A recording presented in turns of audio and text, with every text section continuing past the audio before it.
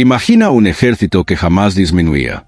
Podías ver a cientos caer bajo las lanzas, podías atravesar filas enteras con la espada, pero a mirar de nuevo, el número seguía siendo el mismo, 10.000. Ni uno más, ni uno menos. Así eran los llamados inmortales, el cuerpo de élite del imperio persa, un ejército que parecía eterno, un muro humano que no conocía el vacío. Para los griegos que los enfrentaron en el fragor de las guerras, no eran hombres, eran una pesadilla hecha carne. Y para los reyes de Persia, los inmortales eran el símbolo vivo de que su poder no podía ser quebrado. Se decía que siempre eran 10.000. No importaba cuántos murieran, no importaba si uno caía enfermo, desertaba o resultaba herido. Al día siguiente, otro ocupaba su lugar, y la formación volvía a estar completa. La ilusión era devastadora. Los enemigos sentían que luchaban contra un ejército que nunca moría, que nunca se desgastaba, que nunca conocía el cansancio. Esa ilusión, más que sus lanzas y flechas, era lo que hacía invencible al imperio persa. Porque la guerra no se libra solo con acero, sino también con la mente, y los inmortales habían aprendido a sembrar el terror antes incluso de alzar el arma. El origen de los inmortales se remonta al reinado de Ciro el Grande, el fundador del imperio aqueménida. Ciro comprendió que un imperio que se extendía desde las orillas del Mediterráneo hasta las puertas de la India necesitaba un ejército que fuera más que un ejército. No bastaba con conquistar. Había que sostener el poder con una fuerza que simbolizara orden, continuidad y eternidad. Así nacieron los inmortales, 10.000 guerreros seleccionados entre los mejores, cuya misión era ser la guardia personal del gran rey, al mismo tiempo, el puño que mantenía el orden en los rincones más distantes de sus dominios. Su equipamiento los distinguía de cualquier otra tropa. Llevaban lanzas cortas, arcos compuestos y dagas curvas que brillaban bajo el sol. Sus escudos eran de mimbre, recubiertos de cuero, más ligeros que los de los griegos, pero les permitían una movilidad temida. Sus túnicas estaban adornadas con oro y plata, no solo como símbolos de lujo, sino como recordatorio de que ellos representaban al imperio mismo. Donde marchaban los inmortales, marchaba Persia. No eran soldados comunes, eran la manifestación de que el imperio estaba vivo, intacto, eterno. Y sin embargo, lo que los hacía más temidos no era su armamento, sino el misterio de su número inquebrantable. Heródoto, el historiador griego, quedó fascinado al escribir sobre ellos. Siempre 10.000, como si ni la enfermedad ni la guerra pudieran reducirlos. Lo que pocos sabían era que detrás de esa ilusión había un sistema meticuloso. El imperio mantenía un cuerpo de reserva entrenado para ocupar de inmediato cualquier hueco que quedara en las filas. Si uno caía, al día siguiente otro lo reemplazaba. El enemigo no lo veía.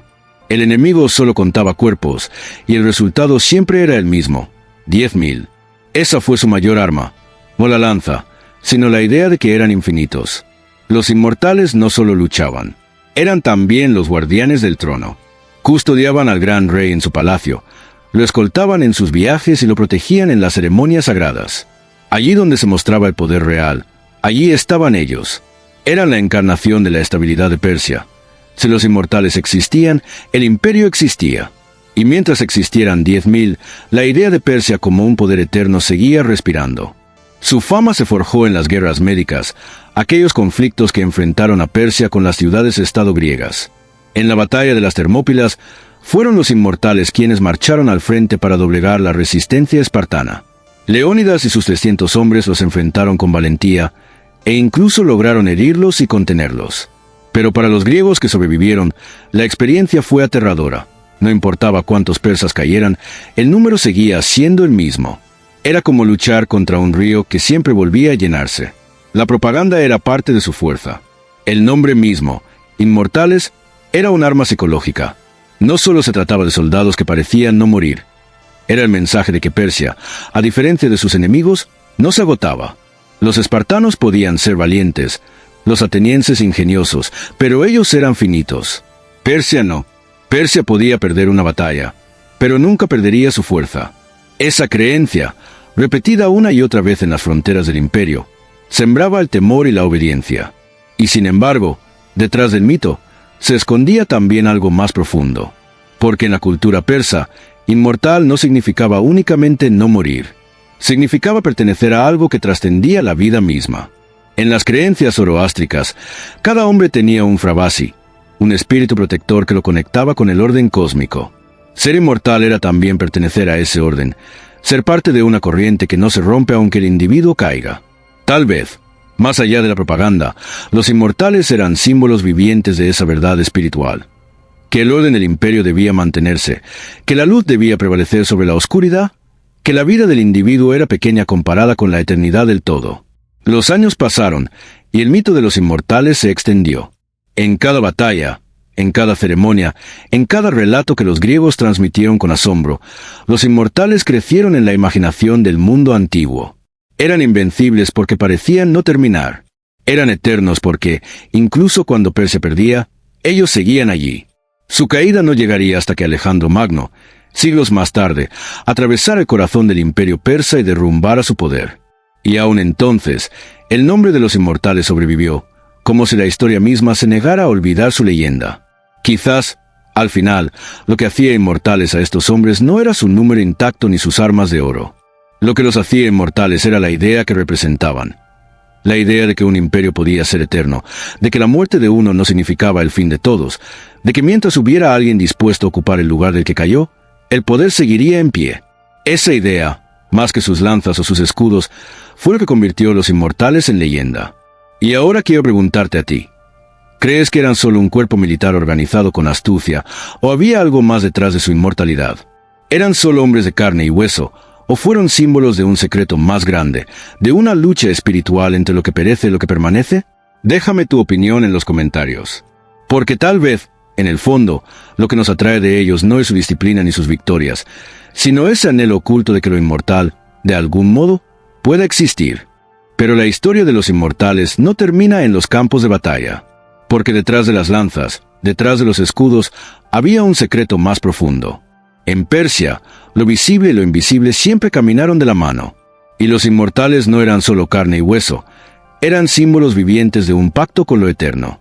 En la religión del zoroastrismo, el cosmos era un campo de batalla entre la luz de Ahura Mazda y la oscuridad de Angra Mainyu. Todo lo existente estaba atrapado en esa lucha invisible. Y se decía que los inmortales no eran únicamente guardianes del gran rey, sino también guardianes de ese orden cósmico llamado Asa. Ellos eran la muralla que protegía al imperio no solo de enemigos humanos, sino del caos mismo que amenazaba con devorar al mundo. Algunos relatos contaban que cuando un inmortal caía en combate, su espíritu no desaparecía. Se unía al de su reemplazo como una antorcha que pasaba su llama sin apagarse. Así, la ilusión de que siempre eran 10.000 no era solo propaganda, era una verdad espiritual. Cada guerrero no luchaba solo, luchaba acompañado de los espíritus de aquellos que lo habían precedido, hasta formar una cadena infinita que hacía del ejército una sola alma repartida en 10.000 cuerpos. Quizás por eso los inmortales marchaban en silencio. Sus pasos eran acompasados, como si escucharan una música que el resto no podía oír. Una música que no pertenecía al campo de batalla, sino al corazón mismo del universo. Y en ese silencio había algo que aterraba más que los gritos, la certeza de que aquellos hombres no caminaban solos. En las noches de campamento, cuando el fuego ardía en los templos, algunos decían haber visto sombras moverse entre las filas, figuras que no tenían rostro pero que permanecían junto a ellos. Eran los Frabasi, los guardianes invisibles, los espíritus protectores que la tradición persa creía que acompañaban a cada hombre justo. Para los inmortales, esos guardianes no eran una creencia vaga, eran presencia viva. La sentían en el momento de empuñar la espada, en la calma que los sostenía cuando el miedo hubiera hecho huir a cualquiera. Y sin embargo, incluso lo que parece inmortal debe enfrentar su final. Con la llegada de Alejandro Magno, el imperio persa se tambaleó. El mundo vio, por primera vez, que el ejército eterno podía quebrarse. Los inmortales lucharon con la misma firmeza, pero el orden del cosmos parecía inclinarse hacia otro destino. Y cuando el imperio cayó, también cayó su ejército sagrado. Pero aquí surge la verdadera pregunta: ¿realmente cayeron? Porque hay quienes dicen que el nombre de los inmortales no desapareció, que algunos sobrevivientes se dispersaron, llevando consigo el secreto del número perfecto, del juramento eterno, del fuego que nunca se apaga. Tal vez no con armaduras de oro, ni lanzas brillantes, pero sí con la misma convicción de que lo inmortal no es un cuerpo, es un pacto. Hoy, siglos después, todavía lo recordamos. Y al recordarlos, tal vez ellos sigan cumpliendo su misión. Recordarnos que hay algo en nosotros que no muere, algo que puede permanecer, algo que resiste incluso cuando todo lo demás se derrumba. Y ahora dime tú, ¿Qué crees que los hacía realmente inmortales? ¿Su disciplina militar, la propaganda persa, o un secreto espiritual que el imperio escondió y que aún palpita en nuestra memoria? Dicen que cuando un inmortal cerraba los ojos por última vez, no había llanto ni despedida. Sus compañeros no se detenían a enterrar el cuerpo en ese instante. No porque no valoraran su vida, sino porque sabían que su llama no se había extinguido, sino que había pasado a otro. Esa certeza les daba una fuerza imposible de comprender para sus enemigos. Mientras otros ejércitos se debilitaban al ver caer a sus mejores hombres, los inmortales parecían fortalecerse, porque cada caída era una confirmación de que el pacto seguía vivo. El fuego sagrado que ardía en los templos de Persia era el mismo que ardía en su pecho. No era un adorno religioso, no era un símbolo vacío. Era la certeza de que, mientras la llama ardiera, el mundo seguía en orden. Por eso los inmortales se reunían frente al fuego antes de la batalla. Allí se purificaban, allí renovaban su juramento, allí recordaban que no luchaban solo por un rey ni por un territorio, sino por sostener el equilibrio del universo. Para ellos, la espada era una herramienta, pero la verdadera batalla era invisible. Era la guerra eterna entre la luz y la oscuridad, entre el orden y el caos. Imagina el silencio de una noche en el desierto. El viento sopla, las estrellas parecen infinitas, y entre las tiendas de los inmortales hay un resplandor que no proviene de las antorchas, sino de algo más. Se decía que en esas noches podían escucharse cánticos susurrados, palabras antiguas que no eran persas ni medas, sin el idioma original con el que el mundo fue creado. Palabras que reforzaban el pacto, que cosían la línea invisible que los unía como uno solo. Y quienes juraron haber escuchado esos cantos decían que en ese momento los inmortales parecían realmente más que hombres. Para los pueblos sometidos por Persia, su presencia era también un mensaje. Resistir era inútil. Si enfrentabas a soldados comunes, podías desgastarlos, esperar a que se rindieran. Pero, ¿cómo desgastar a un ejército que no muere? La ilusión de la inmortalidad era más poderosa que cualquier espada. Era propaganda, sí, pero también era fe. Y la fe, cuando se convierte en acción, es más fuerte que cualquier muralla. Los griegos nunca lograron comprender del todo el secreto de los inmortales. Para ellos eran un enigma, un ejército que se regeneraba como si estuviera protegido por los dioses. Y tal vez, en cierto sentido, lo estaba. Porque aunque la explicación práctica era sencilla, el reemplazo inmediato de cada soldado caído, detrás había una idea aún más peligrosa, la idea de que Persia se había asegurado un ejército eterno no solo con hombres, sino con símbolos. Y un símbolo no se mata con una espada. Pero ni siquiera lo que parece eterno escapa al destino. Cuando Alejandro Magno llegó a las puertas de Persia, los inmortales todavía mantenían su número, todavía levantaban sus lanzas y sus escudos, todavía representaban el orden del mundo. Y, sin embargo, algo había cambiado. El fuego ya no ardía con la misma fuerza, el pacto ya no se sentía tan firme. Porque la verdadera inmortalidad no se gana con oro ni con disciplina, sino con fidelidad a un principio. Y cuando los reyes olvidaron el pacto y el poder se volvió un fin en sí mismo, la fuerza invisible que sostenía a los inmortales comenzó a desvanecerse. Aún así, lucharon. Resistieron con la misma firmeza, hasta que el peso de la historia los arrastró hacia el silencio. Pero incluso en la derrota, su mito no murió. Quizás porque lo que los hacía inmortales nunca estuvo en sus cuerpos, sino en el recuerdo que dejaron. Los imperios caen, las ciudades arden, las espadas se oxidan. Pero los mitos no conocen la muerte. Y los inmortales, aunque desaparecieron como ejército, siguen vivos en la memoria del mundo. Tal vez ese era su verdadero secreto. Entender que la inmortalidad no consiste en vivir para siempre, sino en ser recordado para siempre. Y ahora piensa en esto. ¿No somos todos, de algún modo, buscadores de inmortalidad? No con lanzas ni armaduras, pero sí con aquello que dejamos atrás. Nuestras palabras, nuestras acciones, nuestras huellas. Los inmortales de Persia lo sabían. Y por eso, incluso hoy, seguimos pronunciando su nombre. Cuenta la tradición que los inmortales no solo marchaban por orden del gran rey, sino también bajo la mirada de algo mucho más antiguo. Sus filas eran 10.000 porque 10.000 era un número perfecto, un círculo cerrado que representaba totalidad. No era azar, ni conveniencia militar, era un sello. Los sabios de Persia creían que, si ese número se rompía, se abriría una grieta por donde la oscuridad entraría. Por eso cada vez que uno caía, otro debía ocupar de inmediato su lugar. No era solo disciplina, era rito. Algunos afirmaban que antes de cada campaña, los inmortales participaban en ceremonias secretas en templos donde ardía el fuego eterno. Allí, frente a las llamas, se les recordaba que ellos no eran simplemente hombres. Eran custodios del Asa, el orden del universo. Mientras ellos permanecieran en pie, el mundo no se desmoronaría. Esa era la verdadera misión. No defender al rey, sino defender la armonía cósmica contra el caos. Y aunque sus enemigos los veían como soldados de carne y hueso, ellos sabían que eran columnas invisibles sosteniendo la creación. Había en su disciplina algo que no podía explicarse, solo con entrenamiento. Podían marchar días enteros sin quejarse, podían luchar hasta el límite sin mostrar temor. ¿De dónde salía esa fuerza? Los griegos se preguntaban si no habría en ellos algún pacto con lo divino, algún secreto que les permitía trascender el miedo humano. ¿Y acaso tenían razón? Porque el miedo es lo que quiebra los ejércitos, y los inmortales parecían no conocerlo. En los campamentos, se decía que sus sueños eran distintos. Mientras los demás soldados soñaban con mujeres, con vino o con la gloria, los inmortales soñaban con fuego. Un fuego que no quemaba, sino que revelaba.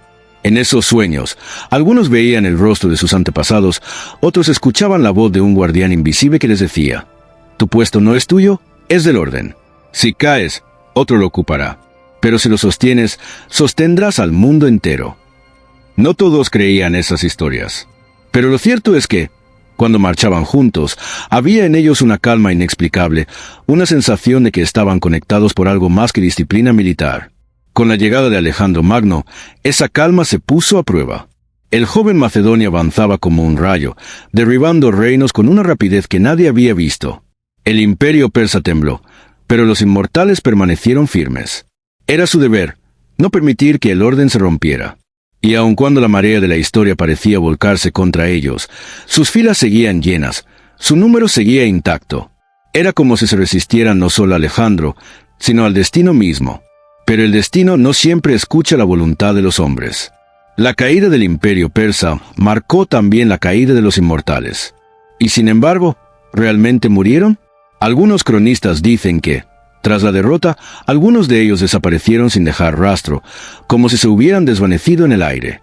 Otros afirman que se ocultaron, llevando consigo su secreto, esperando el momento en que el mundo volviera a necesitar un ejército inmortal. Quizás nunca lo sepamos. Quizás esa sea la esencia de lo inmortal. No dejar pruebas, sino dejar un eco que nunca se apaga.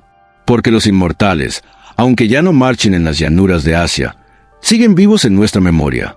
Y cada vez que lo recordamos, vuelven a ocupar su lugar, vuelven a cerrar la fila, vuelven a sostener el orden invisible que tanto temían perder.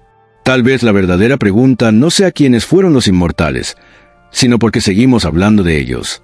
¿Qué nos atrae tanto de su leyenda? Quizás es porque, en el fondo, todos buscamos lo mismo, la certeza de que algo en nosotros puede permanecer más allá del tiempo, más allá de la muerte, más allá del olvido. Los inmortales de Persia encarnaron esa esperanza. Con cada paso, con cada lanza levantada, recordaban que el hombre puede ser efímero, pero la idea que defiende puede ser eterna. Y esa es la verdadera inmortalidad, no la del cuerpo, sino la del legado. Y ahora te pregunto, ¿qué crees tú que los hizo realmente inmortales? ¿Su número siempre intacto, su disciplina, su propaganda o el secreto invisible que llevaban en el corazón?